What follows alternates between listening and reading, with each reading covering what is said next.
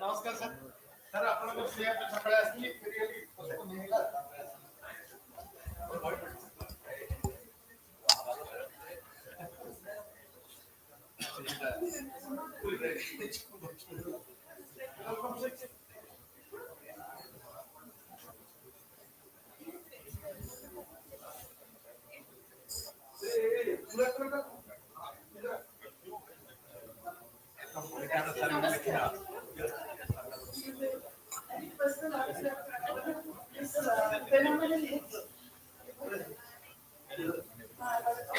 Sir, I want to introduce you an accidental policeman.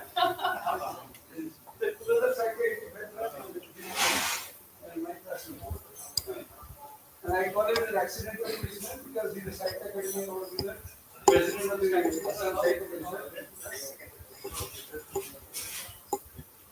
They say,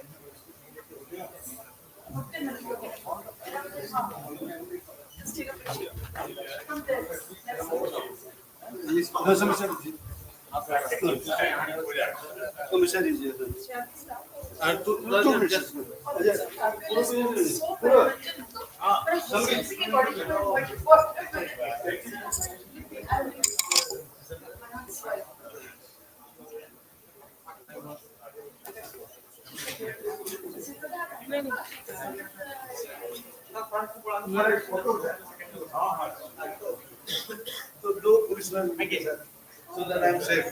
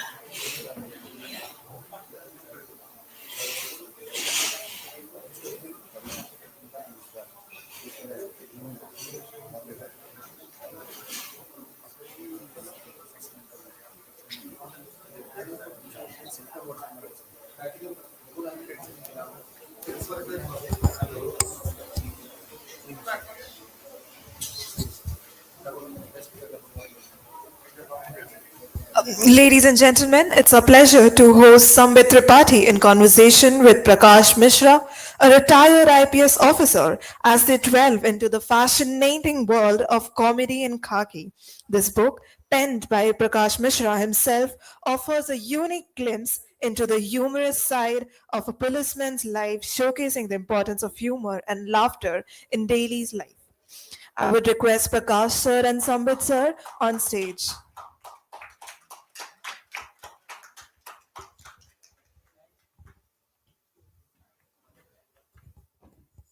Audience, can we have a big round of applause, please, as we welcome them on stage?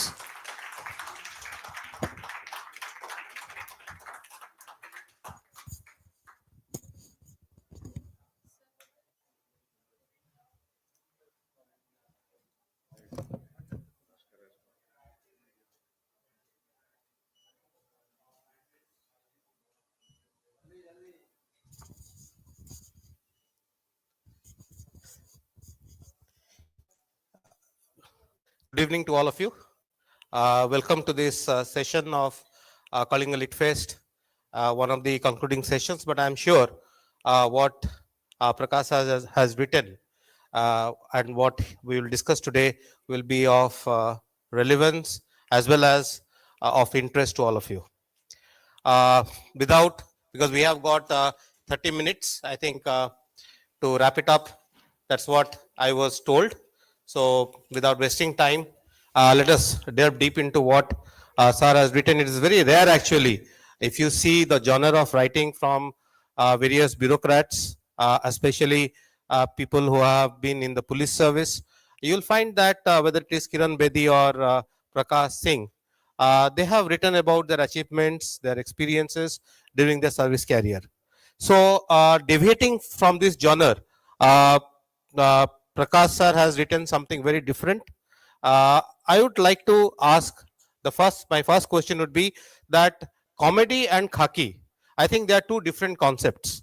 Khaki basically denotes authority, brutal authority of the state power, whereas comedy is something which is a different facet of one's life. So, my first question to sir would be, how does he reconcile the two seemingly contradictory facts? And he has thought about writing, how this idea came to his mind to write about something which is apparently on the face of it seems quite contradictory. Sir, over to you. Your first thoughts. Well, thank you, Sambit, and thank you, audience, for being here. I think a lot of known faces, which in a way is good and in some ways quite intimidating also. So I think Sambit has asked a question which I think has gone through the minds of many people, including mine when I started writing it. In fact, the title to many seemed oxymoronic, Khakee and laughter, and then the other question which he asked is, why didn't you write about your achievements rather than something silly like this? So the first I would like to answer is, why did I write this and not my achievements? Uh, I would say that maybe I didn't have any achievements, nor did I have any pretensions of being a big or a hallowed police officer. I never rose to the cult status which many achieved or thought they achieved. And the second thing which prompted me not to write about achievements is basically I thought that we are paid to do our duties, so there is no point in tom-tomming this, because I think public institutions have a long life, and they have been running without personalities. I think they keep on running, and just to say that I did this, I did that, and I kept everything afloat is something which I thought I felt was not proper, and so I started writing it in a very lighter way, and then when one or two chapters got completed, the idea got into my mind that if I finish some more, it could be compiled into a book. Before going to the press or something, I had shown it to some of my friends and colleagues who liked it in a sense that it was something different, as you said. And then I think it happened. And about the oxymoronic part, I would like to say that, in fact, I have explained it in the preface. And when I always have found humor as a relief from tense situations. When you are faced with very tense situations and bad bosses, I think all of us have gone through such that phase in life. So, looking at some humor can keep you sane and happy. So that is what I have dealt in this book right from the beginning, from the very difficult training days to bad bosses, idiosyncrasies of bosses, how to deal with them. So that's about all. I think if I haven't answered your question properly, some some people That can was still come up with. nicely answered. And as you rightly said, that actually a bureaucrat is paid to do a job, and all in the audience will agree that you have done a great job in your career, and you'll also, in fact, very rare that after retirement, also after superannuation, that people find you befitting to hold high positions with responsibility and accountability. So that's your humbleness. The second part, I'll just start with reading a passage. Uh, like this book, a lot of naughty passages, and this is something which I am sure will interest all of you. This relates to his childhood experience. One day in school, someone gave my brother a small knot kind of plant product with a very hard shell. He was told that if the nut is rubbed on the floor for some time, the shell becomes extremely hot. It was a new thing for both of us and had to be tested. A subject was required to see the effects of this experiment. We went to Dhruba. Dhruba is someone who was visiting his their parents' house. So Dhruba is the main protagonist here. He was happy to see us. As I engaged him in conversation, my brother got to work and started rubbing the knot on the floor. Dhruba was attired in a lungi, and his lower thighs, just above the knees, were uncovered. After rubbing the knot for the recommended period, my brother touched Dhruba's thigh with it. What followed was simply unbelievable. Now, this is something which almost I think many of them do in their childhood. My sir, question to you is, now you have seen a lot of, like, you have been a kid yourself, then you had your son, and now you have your grandchildren. So this is little deviating from the main book. I'd like to understand with your experience, how do you look at the societal evolution? What is the role of joint family, big family, the siblings? What difference does it make in terms of shaping the early childhood personality? Well, I would say it's a very sad transformation because I think the invasion of these electronic gadgets and the child's life has totally changed. I don't see them going to the playground anymore and not interacting with the children of their age, not interacting with parents. That too much, I think, spending too much of time with this silly devices, not knowing what life is, what childhood prank is. When we grew, I think most of us, we didn't have much of avenues.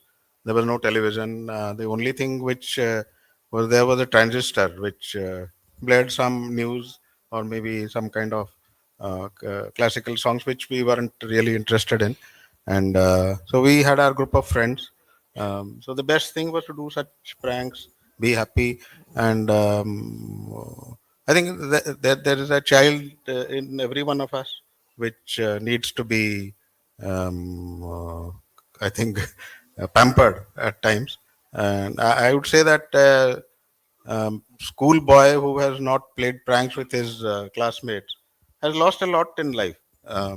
I think we derived so much of fun doing all those things. So, and once I started writing this book, these memories came back to me. I thought I would pen Like one of whatever. the stories which became, I don't know how many of you attended the inaugural session. So there was this story where one of his uh, classmates was asked, what is the achievement of Akbar? So sir prompted the answer to the classmate, saying Akbar established a Gudaku factory on the outskirts of Cuttack. Yeah, Akbar Gudaku was quite a famous thing. So that is, and then you can understand what would have happened to that poor friend of his. So, so these are the things like, in fact, it is dotted. The book is dotted with so many such things. Coming to the sir, the third thing will go to your like the training. The training part. In fact, the training part starts with a very nice thing where one of the like he has told in his narrated in his book where one M is changed into U, maybe a typographical mistake. So the person's name was Mrinal. So Mrinal M turns into U. Then what happens? Mrinal Kanti was the name of the guy. So M turns into U, it becomes urinal. Mrinal becomes urinal, so urinal Kanti. So that is what he talks about. And in fact, that reminded me, sir, just a deviation from my own experience. So we have this income tax, sir. We do this reduce, like dictation is there. So my predecessor, that's the story that I heard. So the story is he said that reduce the demand. So instead of R, the typist S kar diya. तो वो reduce हो गया. तो same thing is with sir where M and U, mrinal to urinal. So coming to sir about the training part. Now I will again like to read the first thing that always intrigues. In fact, one of my friends, he asked me that why is horse riding, like there is a lot of references to horse riding in the academy. So people generally want to know what significance does horse riding have in shaping the personality of an officer. Because I remember, I'll not take names, but one of my friends in the police had told that the inspectors in the police thana are like horses. They understand their officers well. If they think that the officer is fearful, then they will make him, or they will throw him out of their saddle. But if they think that the officer is in control, then they fall in line. I don't know. I think you will elaborate on that further. There are two things, sir. I'll let me read and then I'll go to the question.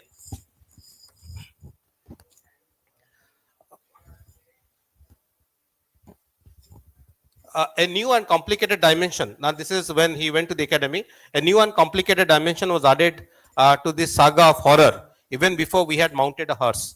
Our first exposure to horses was when we were taught to saddle and bridle them. This involved standing near the horse, assembling the saddle and bridle, and then carefully placing them on it. One morning, when this exercise was on, Brar, our dear friend, screamed. The scream rattled all of us, including the instructors. Brar revealed that while he was busy putting the saddle on the back of his horse, the other horse standing near him bit him.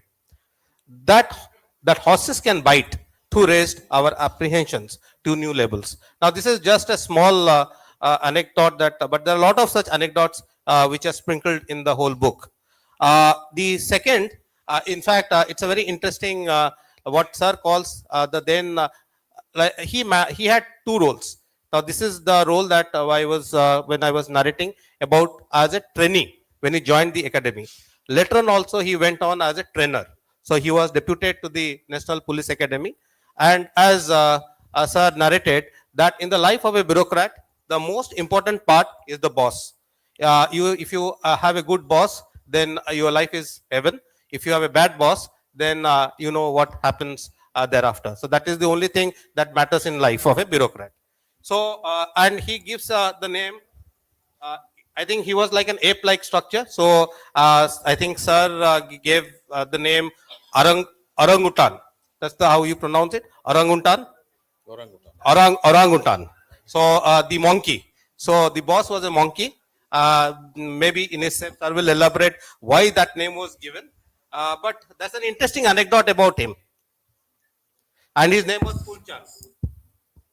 I'll just read that out, that passage.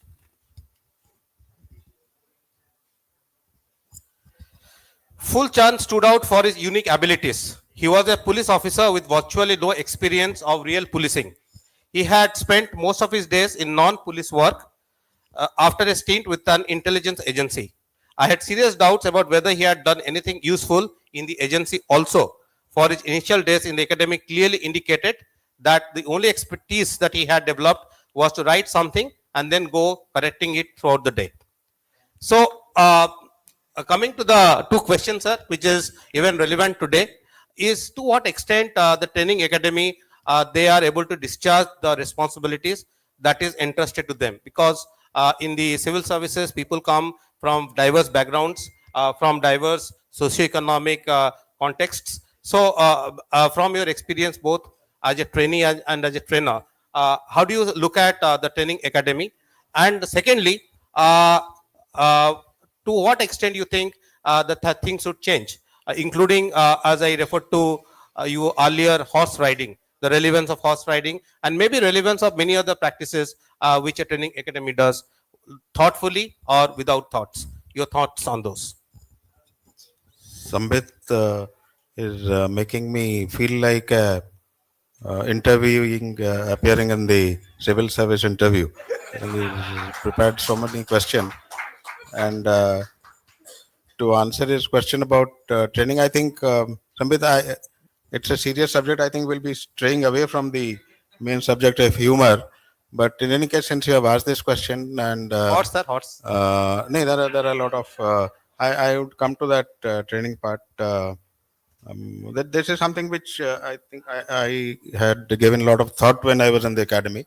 Bhaskar is there, and I think others are there who have gone through the rigmarole of this training and also have trained people.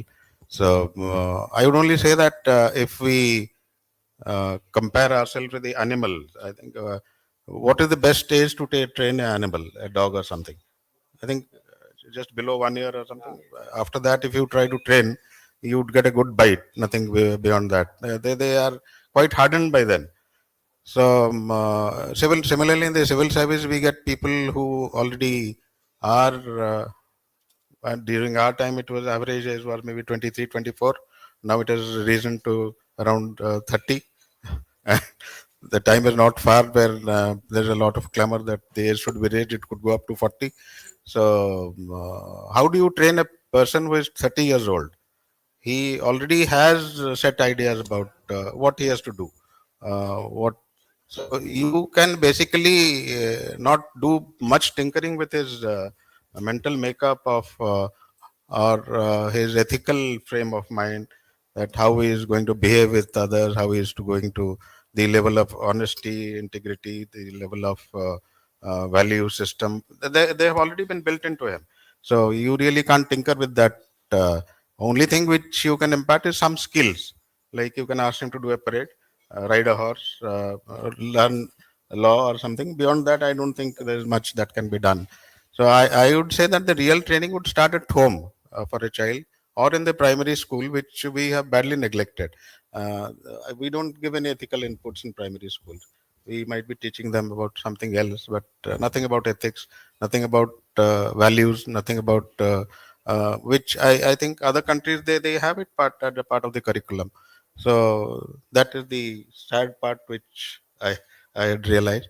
Then coming to horses, I think you have questioned why one is made to ride a horse. I think even Bhaskar had to ride a horse in Missouri also. I think it is something which I think could have come from the Britishers who legacy, and they said that horse riding is good for your all-round development, and in fact it is. I would say that once you are on a horse, you are at the mercy of somebody else, and it all depends on how you tackle that animal, whether to stay firmly on the saddle or land somewhere else. So it gives you a lot of confidence if you master the art of riding.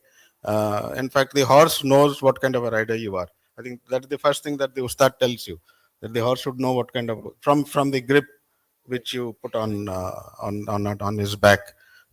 So that's possibly the reason why riding is a part of the curriculum, because it improves your self confidence, self esteem, I could control a horse, then I can control anyone. Thank you.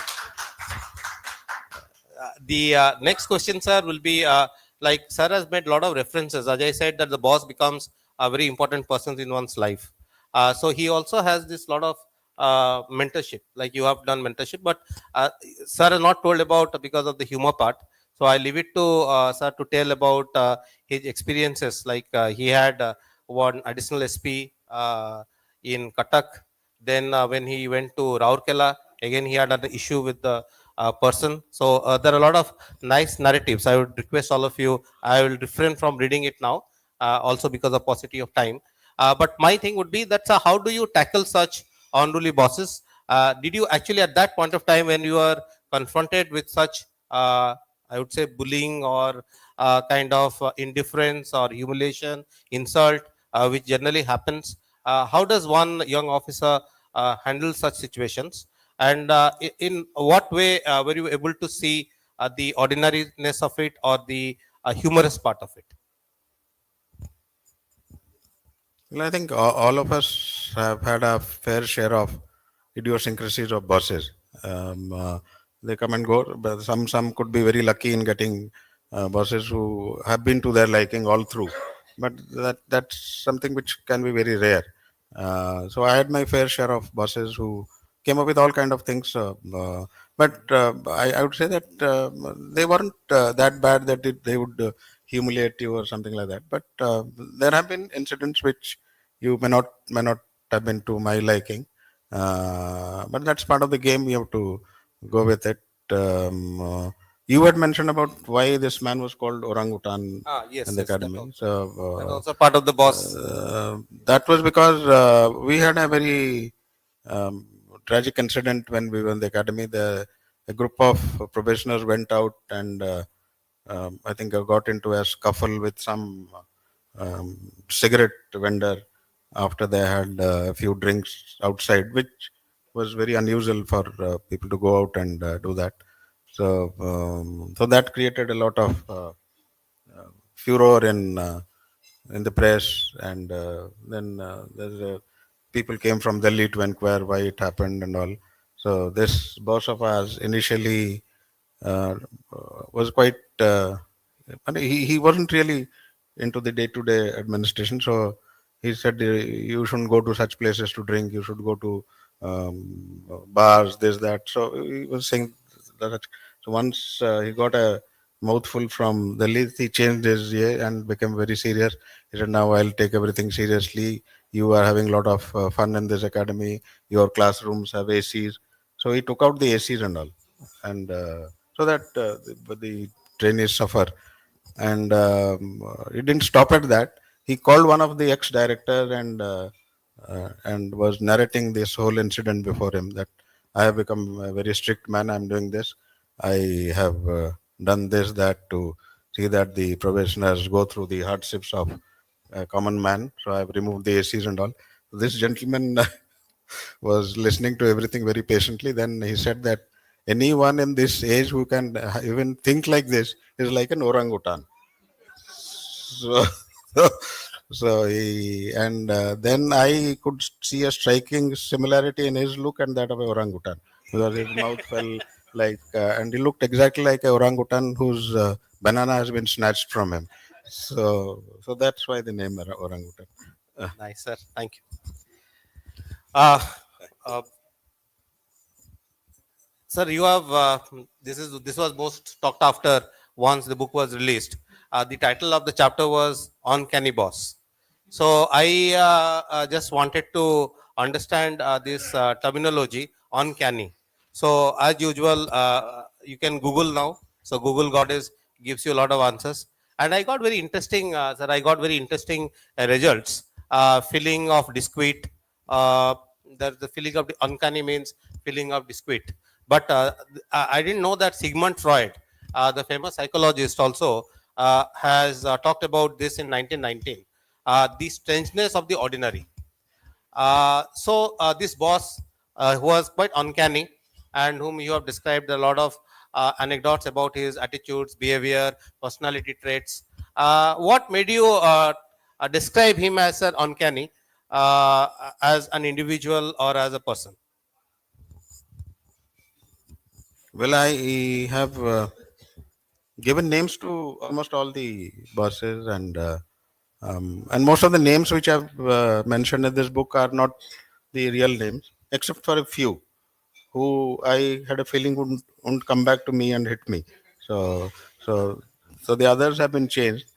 So this particular chapter which you were referring to, Uncanny Boss, initially I thought it would be named as My Days with a Moron.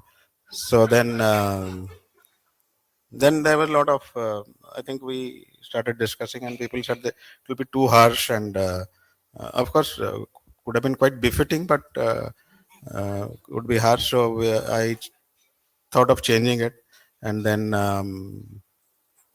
this particular uncanny came up. Uncanny, I think a lot of I think this particular word went through a lot of research after that my book came out in Odisha, especially. And the best translation which I saw, which was quite interesting, was Bhautika Muniba. Was one Odia Bhautika translation of uncanny boss. So uncanny to my mind was somebody who could behave abnormally, normally, unpredictable kind of a person who. So I think I had that in mind. So and let us not discuss about the character. Now, therefore, I just thought about the title, Uncanny. So I confine my thing to that only, sir. I'll not go beyond. It is up to the readers to read and then draw their own conclusions. Like comedy in Khakee.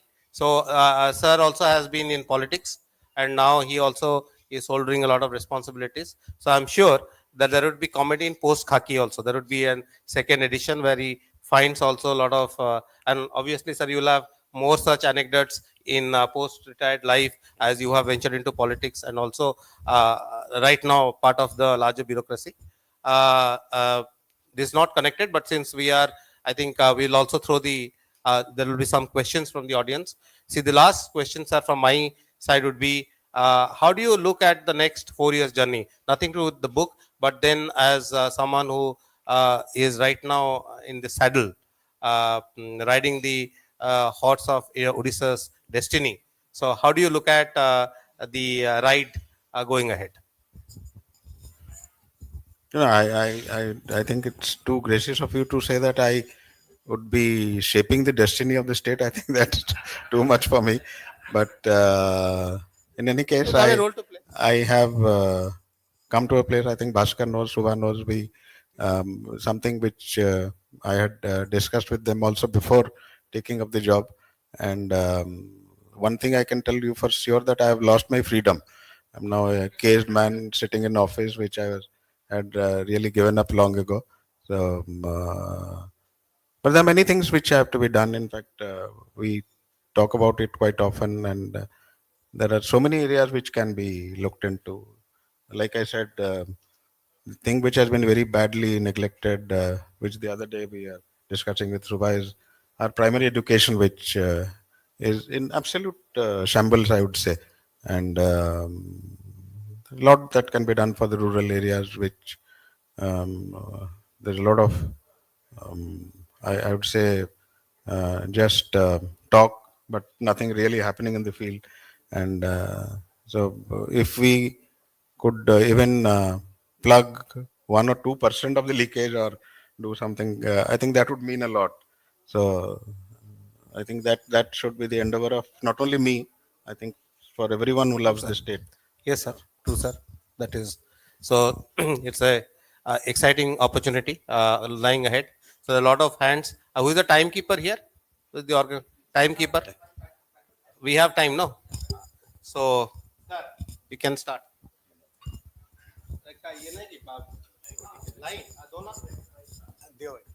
Sir, after so many years in police service, just tell me, do you think some personalities tailor-made for police, or any person can be really trained to become a successful policeman?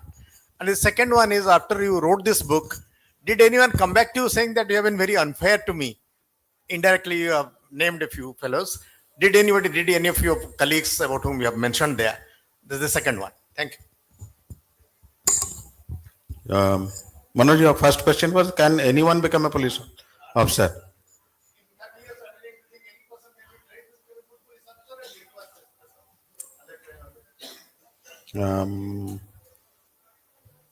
I think it all depends on that person concerned. I think a lot of people have joined the service, have repented throughout their life that that's not the right job for them.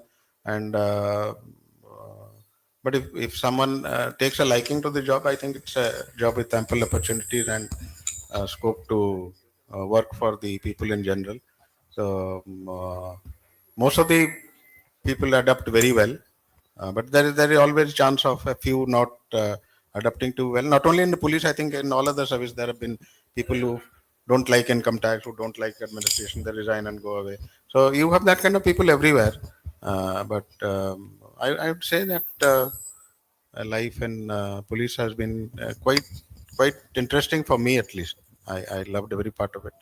And your other question was about.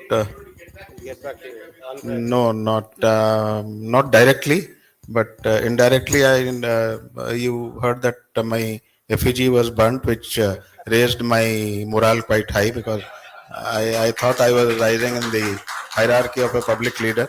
Then the book was also burnt, which increased its sale, and but nobody came to me directly and questioned me. In the morning, sir, Vikram Sampath also said that his effigy was burned.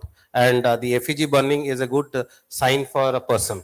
So then you are blessed that way. Yeah, Prakash, my name is Devashish, and good afternoon.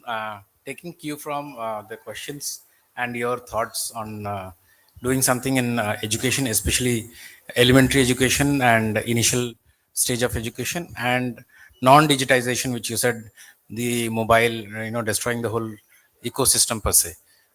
Is there something in which you're thinking on the lines of what Finland or Belgium or Australia have done in terms of removing this, thing about not giving digitalization to the initial years of formation? And if so, because it's again something which can't be done by the state level, because though some of it can be done because the education again is in the concurrent list. So are you looking at trying to do something like that, or will it be just be more which are rundown kind of plugins, which obviously are many, but are you going to take some drastic step like that, or what is there in your process or in your thought which you want to push? I mean, again, it's something which cannot just be done by one person, but is there an idea that which you're going to think of pushing in that direction, which is like removing digitization or mobile or digits or any devices in the very early stage? Why I'm asking this, also we are into the area of pre-elementary education. Yeah.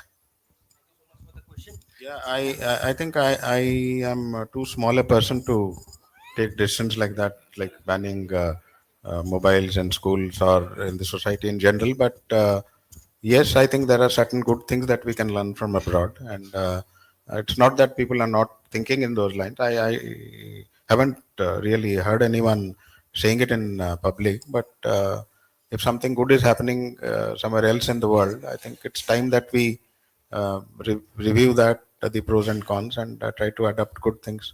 I think in training, when we were in the academy, there was a concept of good practices. I think everywhere we have compilation of good practices everywhere in the world, in this country itself. Compile them, tell it to the trainees, and so such kind of things can be taken. Last two questions, but kindly be very brief. Sir, आगे आगे. So we have to take only one last question, sir, please.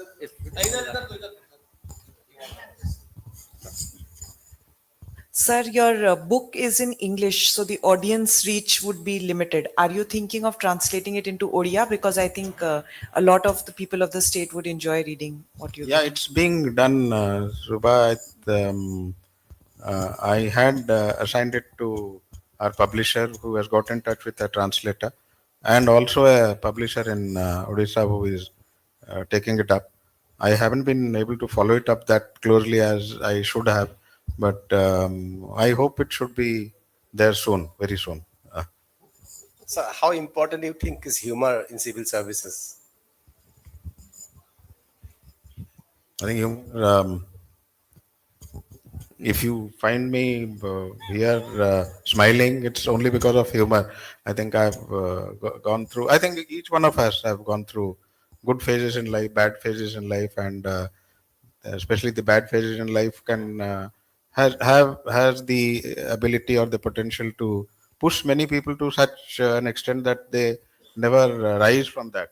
They develop a lot of kinks in their character, a lot of rancor in their mind, and so humor is one thing which keeps you out of that. That's my personal feeling, and that has kept me out of and I maintain my equilibrium and balance. And I think I'm enjoying life. I really enjoyed writing this book. In fact, each line of it, when I was writing, I enjoyed it. So that's something which was really nice, really nice. Sir has written this is last a day without laughter is a day wasted. So I think that sums up the entire thing, and that is Charlie Chaplin, and that's how the book starts. So I think thank you very much for the opportunity, and thank you, sir, for gracing this occasion, and the organizers for giving this platform. Thank you so much. As we come to an end with this conversation, I would thank Sambit sir and Prakash sir for the insightful and hilarious conversation on comedy in Khakee. I would also request Ashok sir to come up on stage and felicitate our speakers.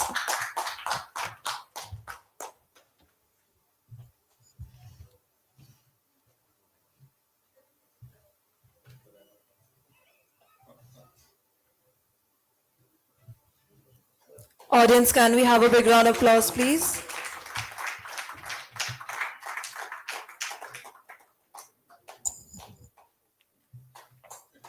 Sambit is a fantastic campaign. Service colleague. Sir, okay, na? Sir, bekar gamusa mo.